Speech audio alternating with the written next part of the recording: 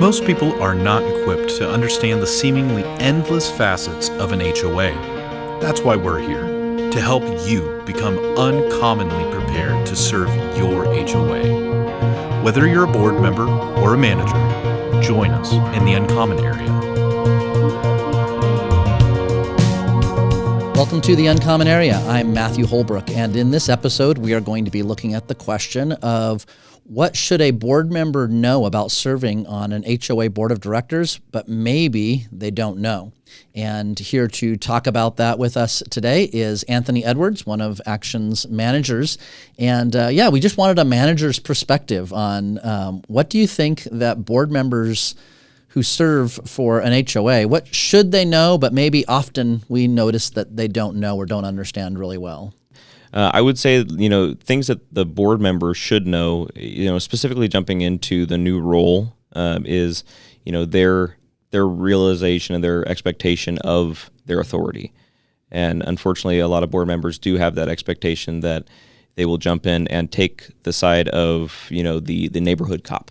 And it doesn't necessarily work that way. In the liability side, that's where that comes in for the manager to really coach them on how to handle certain situations and allow management to do their job. Yeah. So let's unpack that just a little bit. It seems to me that there's a couple of angles or perspectives on just how a board member has authority, as you say. And one might just be understanding that they are a part of an overall entity of the board of directors. Maybe you can speak to that a little bit about how a board member fits in what they have authority to do on their own versus their authority as an overall unit. Yeah, I think with at least my boards, I do always stress the fact of, never engaging a homeowner in regards to any sort of violations or any sort of, behavioral aspects.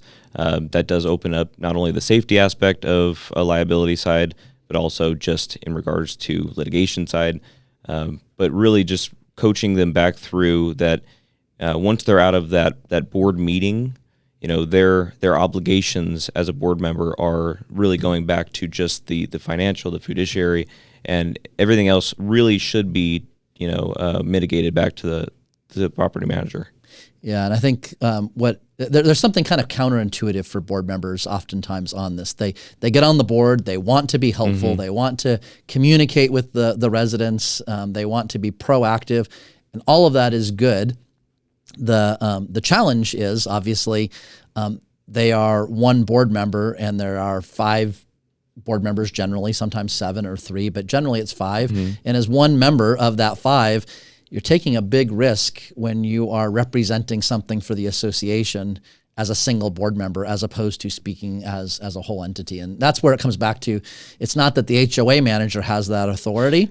No. But the manager represents the whole board's voice. Correct. And trying to maintain that there's regulations within the community, but a lot of board members, they take that on and they want to obviously make sure that their community is the way that they see it, and that is why they were elected to be there. But it is also very important for the manager to really coach them in how to communicate with board or other residents, as well as communicating with other board members, because that can also have its own internal conflicts. Yeah. So there's this kind of this one voice idea that you want to make sure the board always speaks with one voice, and that can be most effectively done when that's filtered through the manager, or maybe sometimes through the board president. Of course. And having that neutrality of the whole board is very important. And then the other side of it is there is this whole kind of legal side or legal aspect that you kind of alluded to, but there's civil code and there are corporations codes and there are specific rules and regulations and architectural guidelines, and there's a whole list of different aspects that govern an HOA, and oftentimes new board members may not understand where they might be stepping into an area where they might cause trouble or challenges for the association and not even realize it. Yeah, and I think really it goes back to, a board member maybe wanting to see certain changes and not necessarily understanding, as you said before, that it does take that full vote, that quorum of the board to actually make a change of certain, policies. And, perhaps a board member doesn't like one particular policy of the parking rules. And they say, well, to one homeowner, don't mind that. I'll talk to the board, and not necessarily understanding that it does need that full approval from the board, at least the quorum of that board, to make that policy change. And the homeowner is having that unrealistic expectation of that change already being in effect. Yeah.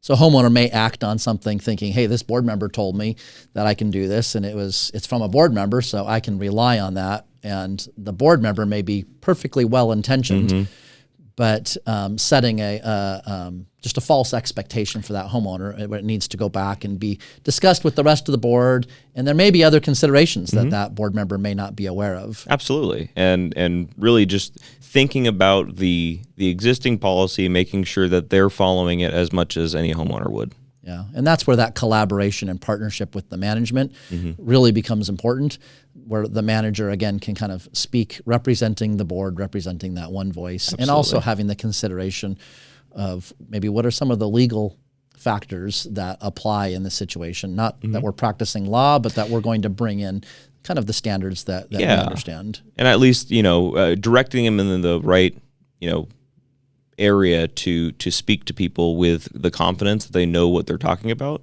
But also, I would say, as long as they read their rules and regulations and have that confidence of talking on, certain regulations. Yeah, well, that's great. Well, I really appreciate your feedback on that, and I hope that that's helpful. We always want to be able to encourage and facilitate and enable board members to be as effective as possible.